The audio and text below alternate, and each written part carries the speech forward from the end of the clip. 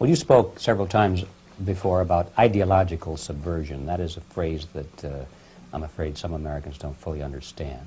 When the Soviets use the phrase ideological subversion, what do they mean by it? Ideological subversion is the process which is legitimate, overt, and open. You can see it with your own eyes. All you have to do, all American mass media has to do, is to unplug their bananas from their ears, open up their eyes, and they can see it. There is no mystery. There is nothing to do with espionage. I know that espionage intelligence gathering looks more romantic.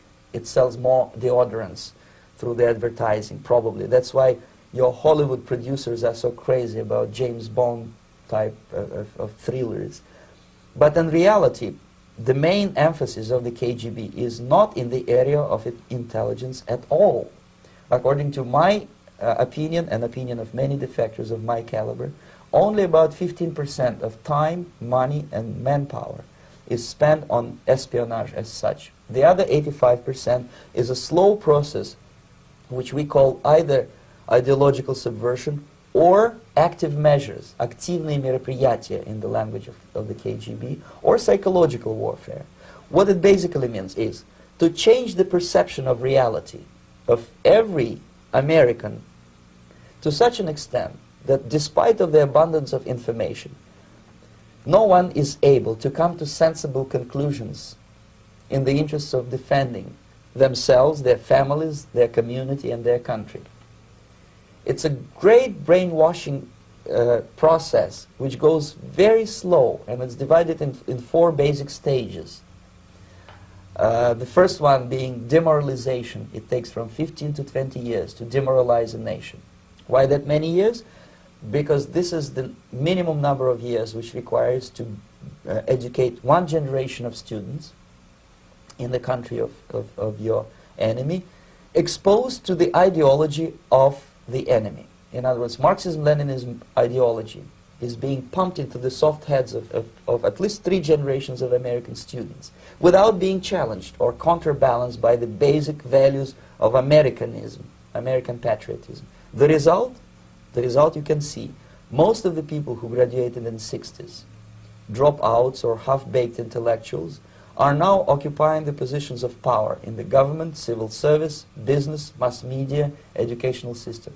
You are stuck with them. You cannot get rid of them. They are contaminated. They are programmed to think and react to certain stimuli in a certain pattern. You cannot change their mind, even if you expose them to authentic information, even if you prove that white is white and black is black. You still cannot change the basic perception and the logic of behavior. In other words, these people, the process of demoralization is complete and irreversible.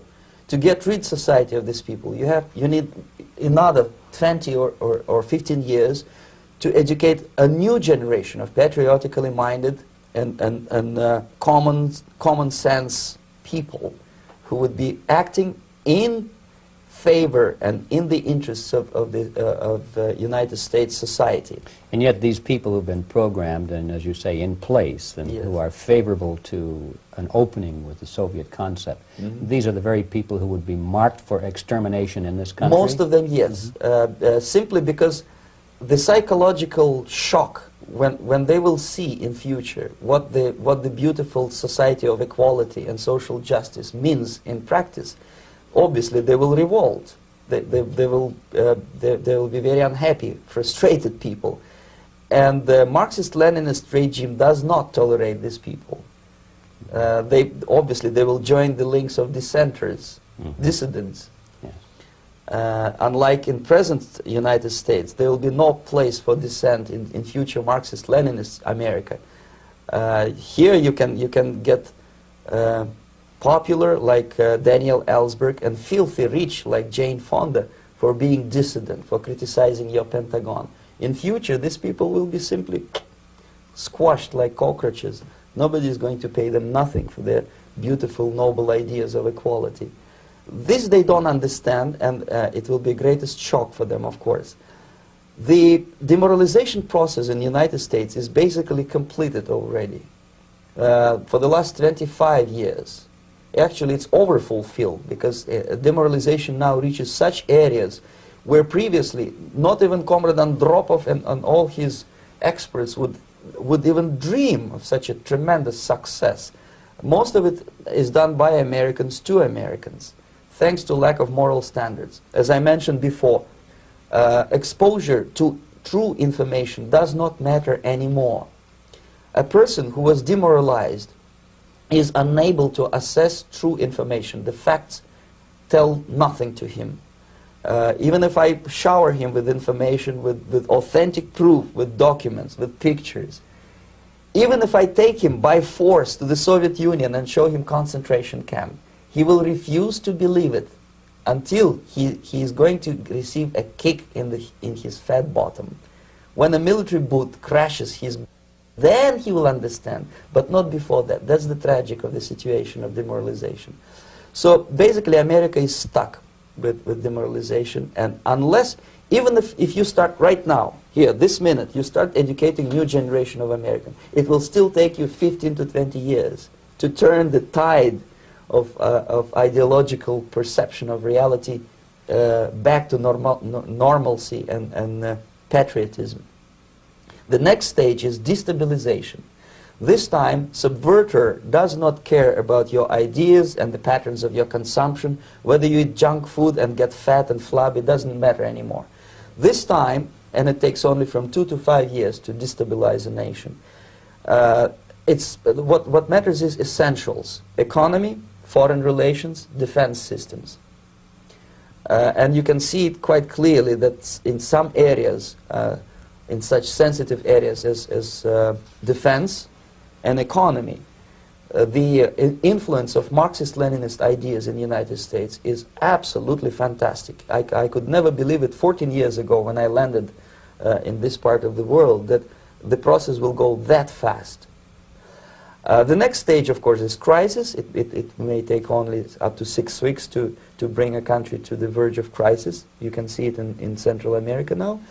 And after crisis, with a violent change of power, structure, and economy, you have so-called the period of normalization. It may last indefinitely. Normalization is a cynical expression borrowed from Soviet propaganda. When the Soviet tanks moved into Czechoslovakia in '68, Comrade Brezhnev said, "Now the situation in brotherly Czechoslovakia is normalized." This is what will happen in the United States if you allow all these schmucks to bring the country to crisis, to promise people all kind of goodies and the paradise on earth, to destabilize your economy, to eliminate the principle of free market competition, and to put a big brother government in Washington, D.C., with benevolent dictators like Walter Mondale, who will promise lots of things, never mind whether the promises are fulfillable or not. He will go to Moscow to kiss the bottoms of new generation of Soviet assassins, never mind. He will create false illusions that the situation is under control. Situation is not under control. Situation is disgustingly out of control. Most of the American politicians, media, and educational system trains another generation of people who think they are living at a peacetime. False. The United States is in the state of war, undeclared total war against the basic principles and the foundations of this system. And the initiator of this war is not Comrade Andropov, of course. It's the system.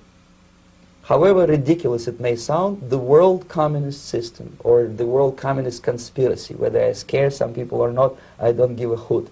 If you are not scared by now, nothing can scare you.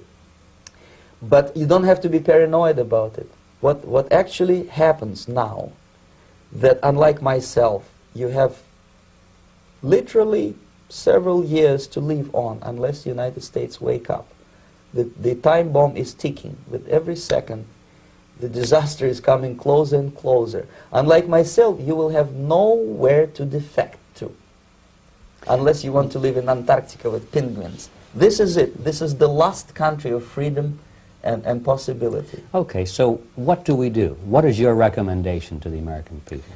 Well, the immediate thing that comes to my mind is, of course, There must be a very strong national effort to educate people in the spirit of real patriotism, number one. Number two, to explain them the real danger of socialist, communist, whatever, welfare state, big brother government.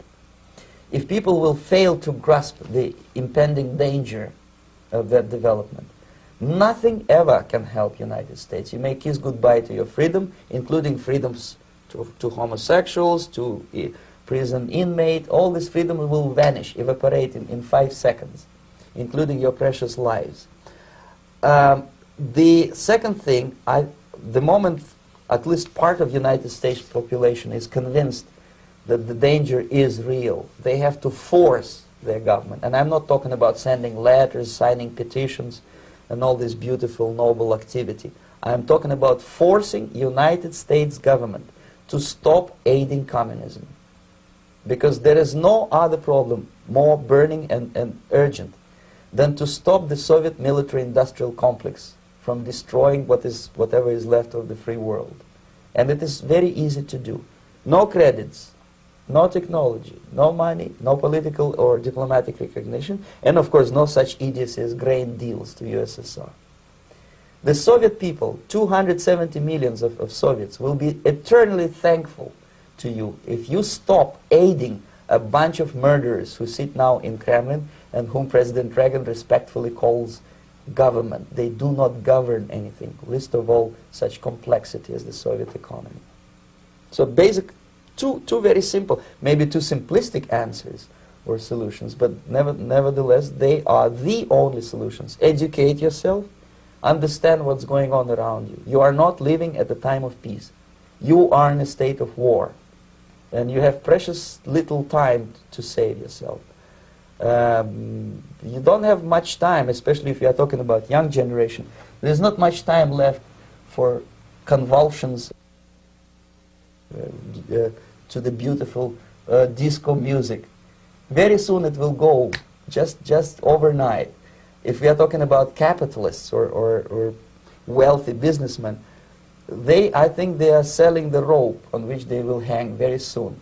If they don't stop, if they cannot curb their unsettled desire for profit, and if they keep on trading with the monster of the Soviet communism, they are going to hang very soon. And they will pray to be killed, but unfortunately they will be sent to Alaska probably to manage industry of slaves. It's simplistic. I know it sounds unpleasant. I know Americans don't like to listen to things which are unpleasant. But I have defected not to tell you the stories about such idiocy as microfilm, James Bond type espionage. This is garbage. You don't need any espionage anymore. I have come to talk about survival. It's a question of survival of this system. You may ask me, what is it in for me? Survival, obviously, because unlike, as I said, I am now in your boat. If we sing together, we'll sing beautifully together. There is no other place on this planet to defect to.